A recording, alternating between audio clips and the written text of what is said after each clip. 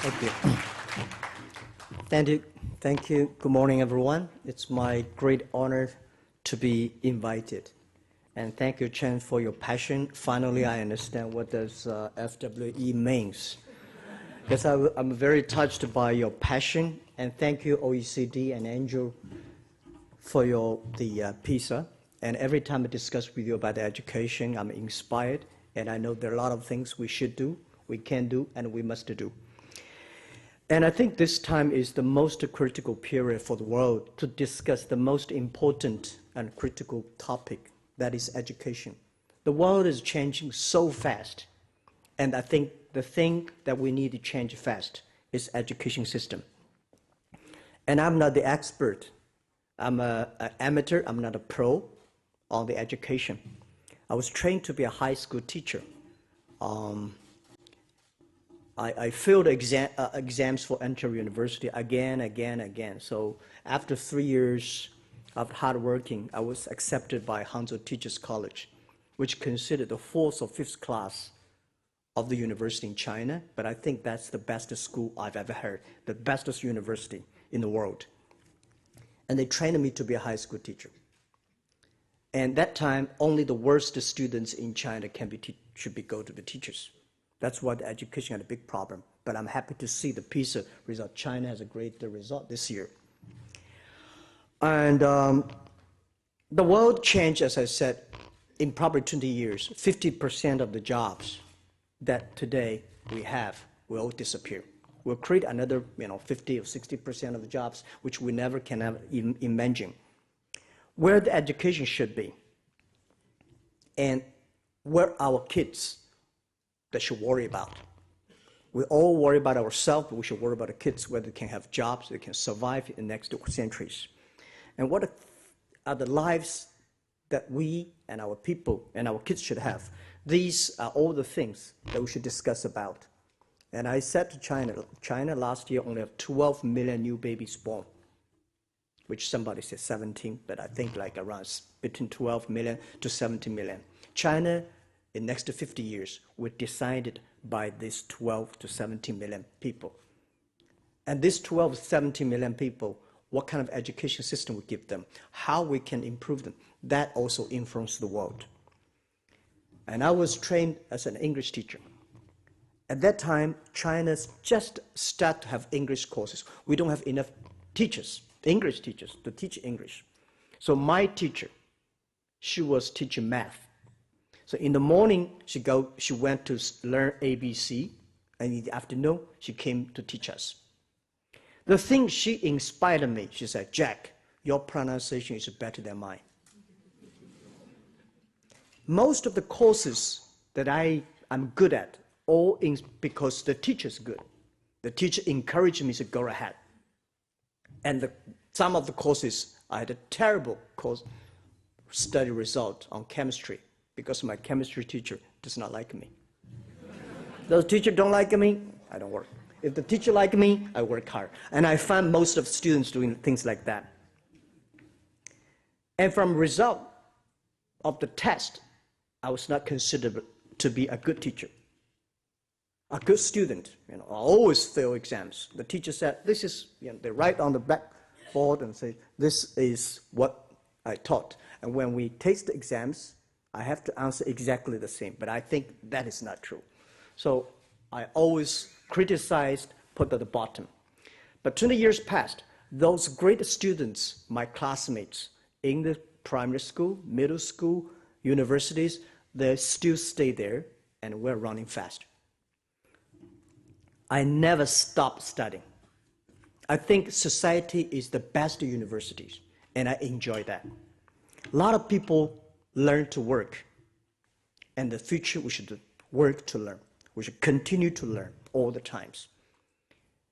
And I never got a one-day training to be how to be a CEO. My venture capitalist early days said, "Jack, you should give your CEO job to the others because you don't know how to be a CEO." And I said, "No, I don't know how to be a CEO." But later I found I could be a good CEO because that's the skills that I learned from being a teacher. I call myself CEO, Chief Education Officer. I learned everything I learned from being a teacher.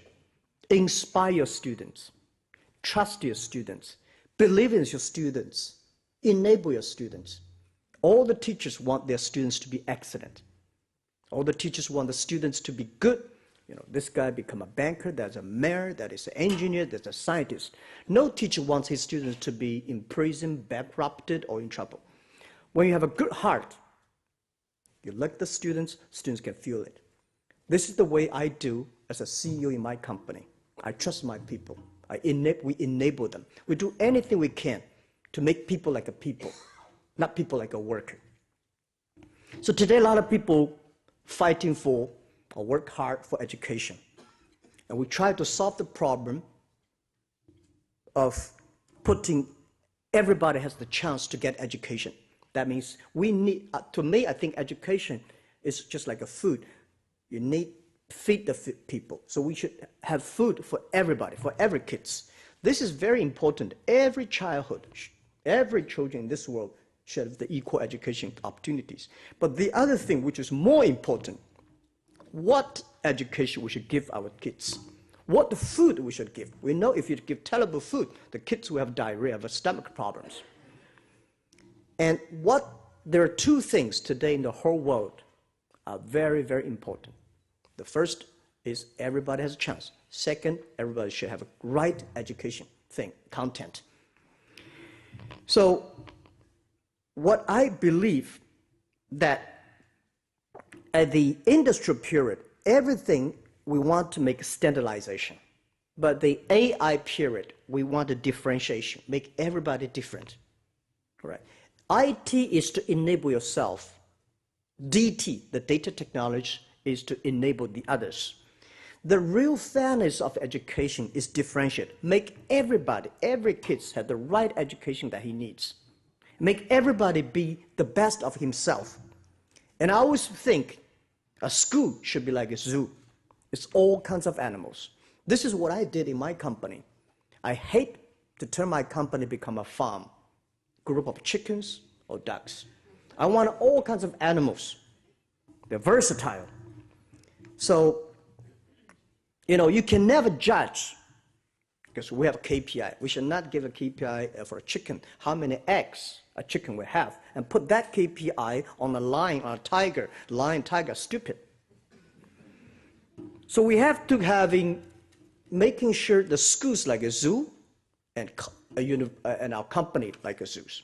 In the industrial period, we make the assembly line that make every people like a product should be same. Whether you're good, you're smart, you're stupid, this is the way that you do. You use the food you eat.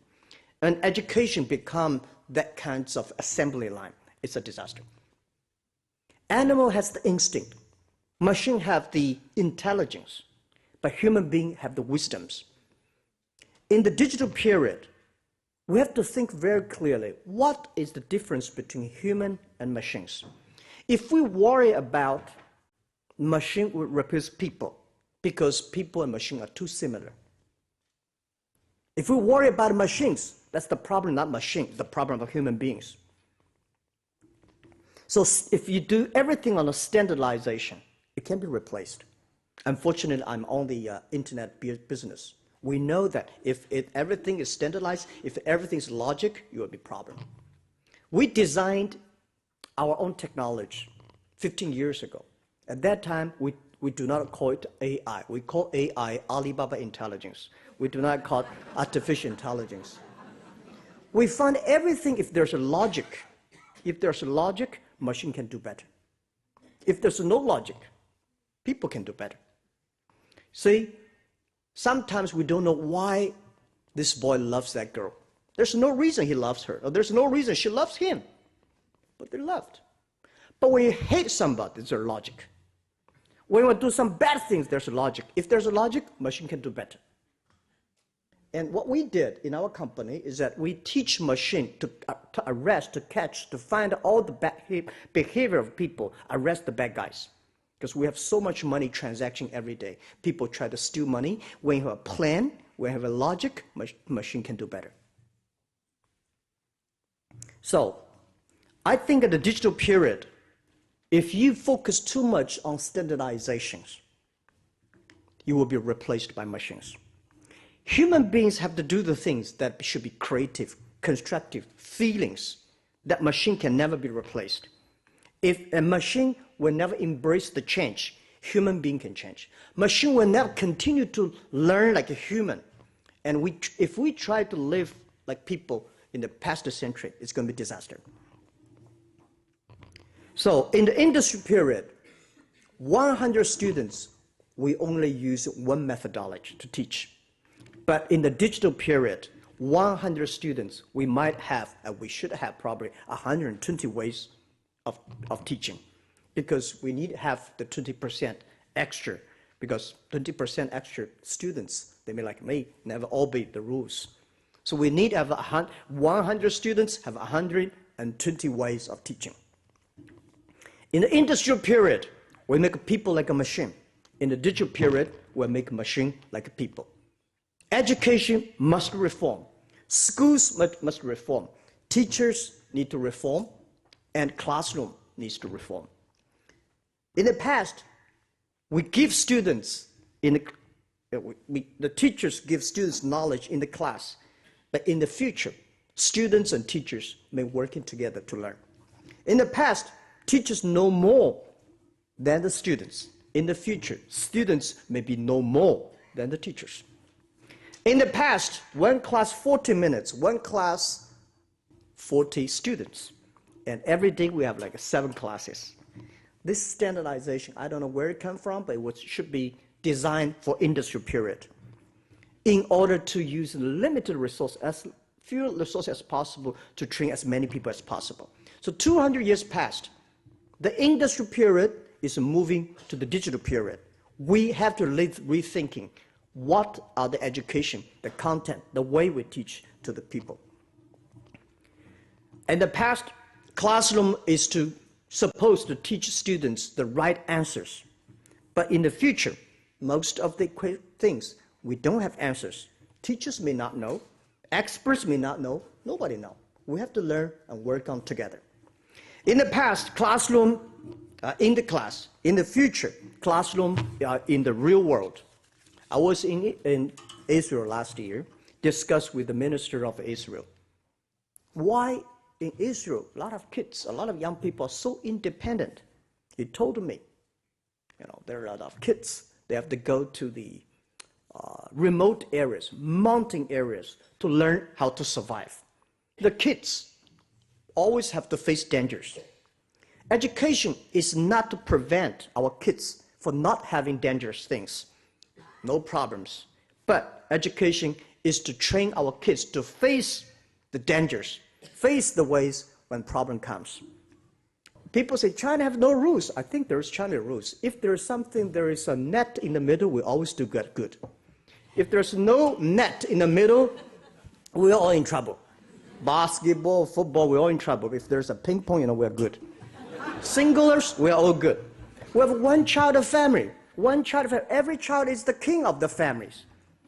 We learn to teamwork. If the kids do not learn to teamwork, how can China teamwork with the other world, with other countries? So this is all about education. The world has changed. You can never imagine that in the classroom, you lock the students.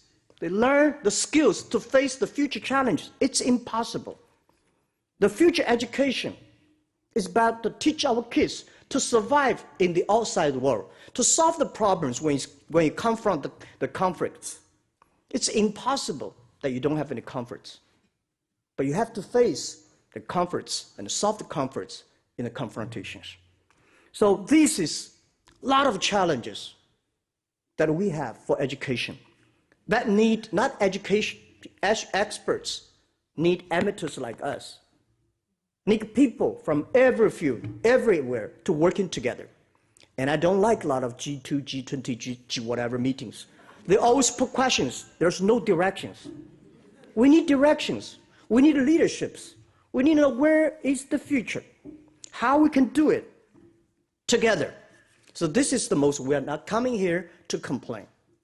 We come here to looking for solutions. So as amateur, the beginner of education, I feel guilty. Myself, I only teach in the school for 6 years. And now I think I have to resources. I retired from chairman of Alibaba position. I put most of my time on education. And I want to learn from you, discuss with you, debate with you, fight with you. I have some amateur suggestions. In China, give one first suggestions. Let's put most of our resources from university, PhD, master degree, to primary school, kindergarten, middle schools. That is more important. It's too late when you try to change a university student's value. Lots of the functions of the human beings, you have to train them when they are still in kindergartens, in the primary schools. I found, especially most of the developing countries, they always want to compete. You know, one of my university in this country is a ranking number, what of numbers in the world. We should have a ranking, what kind of kindergartens, primary schools, middle schools are there. So please put more resources on the front instead of the back. And the second, it's also very important, we should fight for the teachers. And I absolutely agree with the report, OECD, the expert talking about if we respect teachers, we respect knowledge, we respect education, we respect the future. Education is about the future. So we should give teachers the best recognitions. We should give the teachers the best pay. Because if we respect them, and they will respect the jobs, they respect the kids. And I think everybody's talking about education is important. When we talk about budget, it's another thing. Right? I think, and the other thing, teachers are important. I think my foundation been working on the China rural area educations. There are about more than 30 million kids study in the rural areas in China. There are about close to 3 million rural area teachers, about 5 or 6 years ago. Today we have like a 2.7 million rural area teachers. We find to helping kids in the rural areas, the best way is helping teachers. A good teacher can help 200 students in his life at least. If you cannot inspire the teachers, how can they inspire the kids? So we do a lot of work. Finally, we find a lot of teachers give up teaching in the rural areas. You know what? Because they don't, 60% of them give up jobs because they don't like headmasters. They hate their headmasters because none of the headmasters got a one-day training how to be a headmaster. And this is the problem I found in many, many areas. These teachers have been there for teaching for 10 years and become a headmaster. They don't know what is accounting, what is leadership, Headmaster is supposed to be the minister of the village, of their local towns. So we realize that we should focus on headmaster. A headmaster can influence 100 teachers. A teacher can influence 200 students. That is the system. And what a minister of education is supposed to do is to make policies to enable headmasters to do better job. Headmasters should do better jobs to enable teachers to do better job. Teachers, and then they should spend in time to inspire the kids. And we should, with the technology revolution, we should inspire and encourage more excellent. Those people who have knowledge does not mean he know how to teach, right? Michael Tyson's boxing training, if they have competition, I don't think he has a chance to win Michael Tyson. It's the people who inspire, the people who know how to teach. So we should focus on that. And the third is that we need that quickly change the KPI of education, not test results. We have to change the formulas. If we think examination is the only way, the standard for the education, if that is the key KPI, I don't think education will go to the right direction. So I asked a lot of high school students in China, what's your hobby? What do you want to do in the future? I said, I don't know. He said, I don't know. I just want to go to university. Why do you want to go to university? I don't know. I just want to go to university. That is the problem. Many senior high school students, they don't know what they want to do. They just want to go to university. Because they think university is the guarantee of jobs. From my 20 years experience in Alibaba, we find most of the universities, when they graduate, we have to train them absolutely, totally different. University does not mean you will guarantee the jobs. We don't hire people from Harvard, MIT because they're Harvard, they're MIT. They have the way to learn. We hire those people because they're ready to learn. They want to change. They want to create. They want to learn all their lives. We hire them. Not because, for me, those people got a master's degree or doctorate degree. It's just the receipt of the tuition his father paid. The real master degree is when you finish, you get the degree and start to fighting for your life. You prove when you're 70 years old or 80 years old. I don't care whether you're a PhD. We got a lot of PhD. We have more PhD today than we can imagine. Does the world change a lot? No, not necessarily. We need people really think. Life school, the school of the society, the school of the world is a real education. And the training is that make people learning all their life, make people have confidence for the future. And next thing is we need to teach our kids with 3 Qs. The education is not to make kids love learning. And we have to teach our kids learn to love. People pay extreme attention to IQ, to EQ. If you want to be successful, you should have very high EQ. Easy to get along people with you, people support you. But if you don't want to lose quickly, you should have good IQ. Smart people, they know how to play. But if you want to be respected, you should have the LQ, the Q of love. The Q of love is from your heart, not from brain. The brain will be replaced by machines. Machine can never replace your heart. Machine can only have chips. Human have the heart, and the heart is where the love, where the wisdom comes from. So, and also we think that all the kids in the future should have a global view, global vision, and full picture vision, and future vision. The global vision, I think when we were kids in China, I hope if I do in my school now, we are building up a primary school, a middle school in Hangzhou for my testing. For 2 years, I'm very happy about the result. But one thing I want to do in the primary school, I want to every kids in the primary school have at least 1,000 Oriental stories, 1,000 Western stories. For our kids, they should never separate the West and the East. To them, you should never start to train them when they are senior school or university. They say, oh, this is Western history, this is Chinese history, this is Western religion, this is Chinese religion, this is Chinese history. That's very complicated. Kids should learn the global vision, respect the world, respect the other race, respect the other culture, respect the other religion. When every student, in every country, every school, they should learn from that. Instead of when they grow old, they have a conference. The conference world today, results of the education system. The things we teach our kids. They feel proud for my race. They never respect the others. They're proud for their religion. And they never respect it. I was in one country, people challenging me. Jack, Israel, your Chinese Buddhism, crazy, this. I said, sir, have you ever read one book about Buddhism? Or one book about Taoism? One sentence or one article about Confucius? I said, no. I said, I read 7 times of Bibles. And I respect. I know where you're from. But you don't know us. How can you don't know somebody and criticize? If you want to criticize, better start to learn. And then we should have a vision of full picture. Nobody can learn a full vision picture if you do your individual. You have to be a teamwork. Teamwork sports is very important.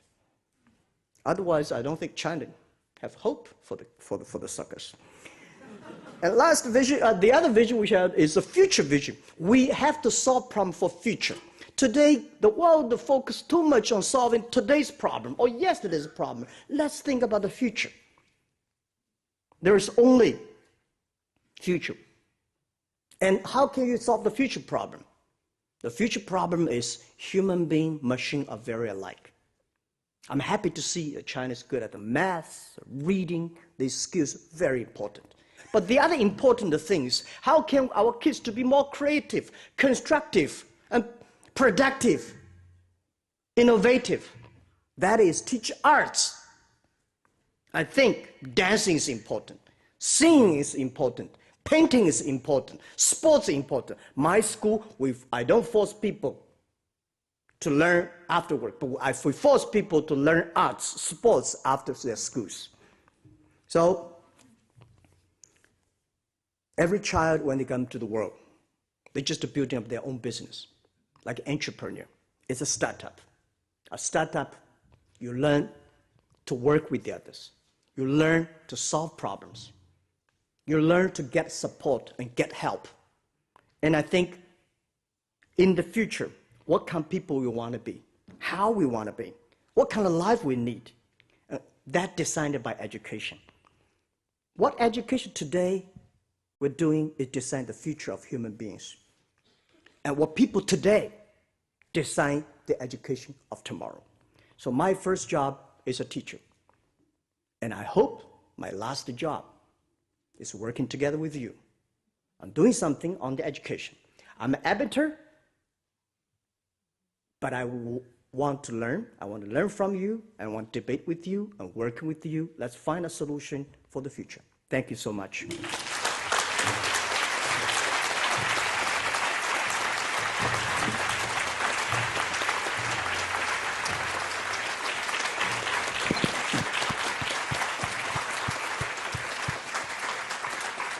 Thank you so much, Jack, for that electrifying, inspirational start to the next phase of the day. And you've ended on that thought about the future. I know that you only have a few moments left, but you very kindly agreed to take a few questions from our young global leaders, who I think are with us at the back. Who will go first? Hi, Mr. Jack Ma. My name is Xiaodi Jiang, and I'm from China and graduate from Cornell University. And I'm currently co-founder of two NGO-like organizations, Chinese Overseas Students Conference and Providence Academy. So basically, we provide networks and opportunities for Chinese overseas students leaders to learn and join in the trend and frontier of Chinese development and encourage them to come back and make contribution to their motherland after they graduate. So today, my question is that for our generation, we have more and more opportunities to accomplish our fundamental education at motherland, like in China, and then pursue higher education and academic achievements overseas in other countries. Based on our estimation, there are more than 1 million Chinese overseas students for each year. So what do you think is a core competence for this group of multi-background overseas Chinese students? And what's the potential challenge for them? And how can we possibly link them to the rural educational career you devoted for? And do you have any words of wish and wisdom for them? Thank you. Thank you so much. Well, first, congratulations for young leaders. I'm very proud for that title. But if you want to lead people, we have to learn to be led by other people. And this is critical. As I give advice to a lot of young people, when you're 20 to 30, if you want to do something big in the future, find a good boss. It's more important than find a good company. A good boss will discipline you, will tell you the truth, will guide you, will beat you. So, congratulations. The other thing is about the 1 million students, overseas Chinese students, the study also want to do for the motherland. I think the first step is learn from the other culture. Respect the other culture. Go into the culture, create value for the countries you are living. Just like today, globalization is not about go to the other countries to get resources, to make money there. Thinking about how you can do things, what are things you can do differently. You can create jobs. You can do things local people cannot do. You can inspire them. So for 1 million students, you are ambassadors of China. Only when you become the ambassadors in China, respect the other culture, add value to the local schools. Why they accept you? Not because you pay the tuition, because you are unique from the other country. You will share with the people there your knowledge, your value, your thinking. And then with all the things you know, knowledge and plus others go back. So I spent 4 years university, and 3 years I was the chairman of the students' union. And I was the chairman of the students' union of the whole city. I spent a lot of time doing these things, to helping people, to understand people, to work with people.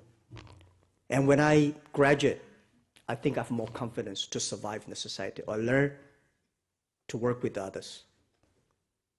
And when people today, a lot of people complain, nobody helped me. I think a lot of young people say, nobody helping me today. I said, why should people help you?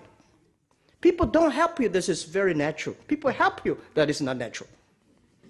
You should learn to be rejected, learn to be refused.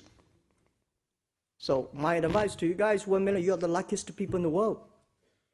But you go there not to learn not only to learn the knowledge, learn their culture, respect their culture, and then you come back, you're full human.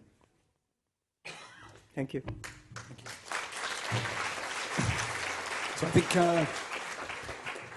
yeah, next question, just, who's next? Just here. Thank you. Yeah. Thank you. I'm Alphonse Ruhigira from Rwanda. Good. So first, I would like to thank Jack Ma for what he's doing for Africa and Rwanda. I'm one of your graduates from our Rwanda Entrepreneur Program. It's amazing to see what you're doing for entrepreneurs in Africa. And we're really glad for this far. Yeah, we're doing an amazing job. And I would like to thank you deeply on behalf of other entrepreneurs in Africa and Rwanda especially. Thank you very much for what you're doing for Africa. Thank you. Yeah, I've been to Rwanda for 2 times. Very impressive, very, very hardworking, excellent country. And I think what I want to do in Africa is, Africa needs 4 E's. First is entrepreneur. Second is education. Third is e-government. Fourth is infrastructure. Last century, electricity is important. This century, internet is important. So 4 E's will fundamentally change Africa. Africa, I think young people, excellent entrepreneurs. But young people should not have the culture wait to be founded. The money, I think, can help entrepreneurs in Africa to grow, to develop the internal power of development. China developed. One of the main reasons and factors is entrepreneurship in China. So I think Africa has a huge potential if we working together to help entrepreneurships in Africa. That would change Africa a lot. Thank you. Thank you. Thank you. So one final question from the floor. Yeah. Hello, my name is Mariam Al-Hashimi from the United Arab Emirates. I'm an economics graduate from Paris Sorbonne University, and I currently work as a Sustainable Development Goals Associate at Expo 2020 under the Minister of International Cooperation.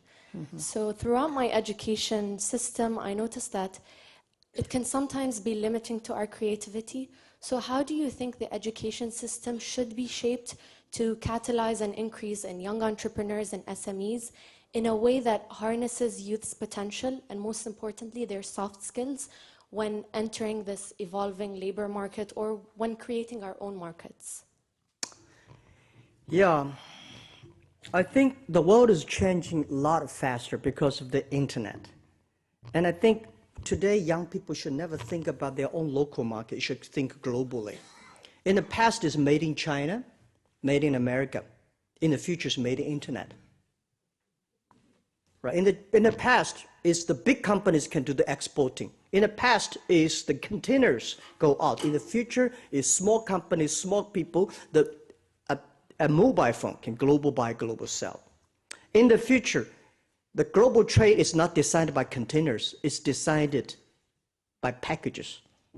In the past, the globalization the global trade is designed by 6,000 big companies. In the future, 6 million small companies. So you have to think globally, and you have to think about the future.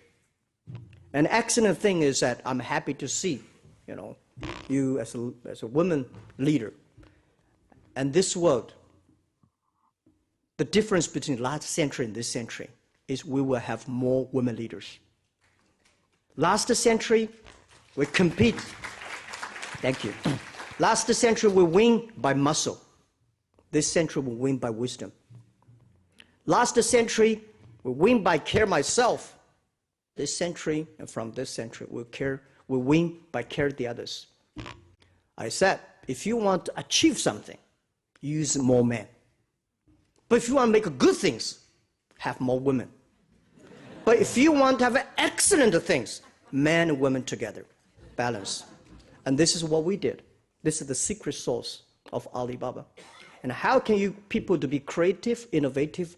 Let's should find things from the soft things. I said, arts, painting, singing, dancing, sports. Learn from mistakes. Learn from coordinating with people. Learn to care the others. Why women in this century, from this century, will do better than men? One thing, women care others more than men.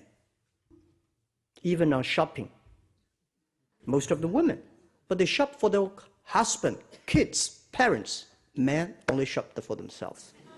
So when you have a company full of people care for the others, this company will be sustainable. Thank you. So, thank you so much, Jack Ma.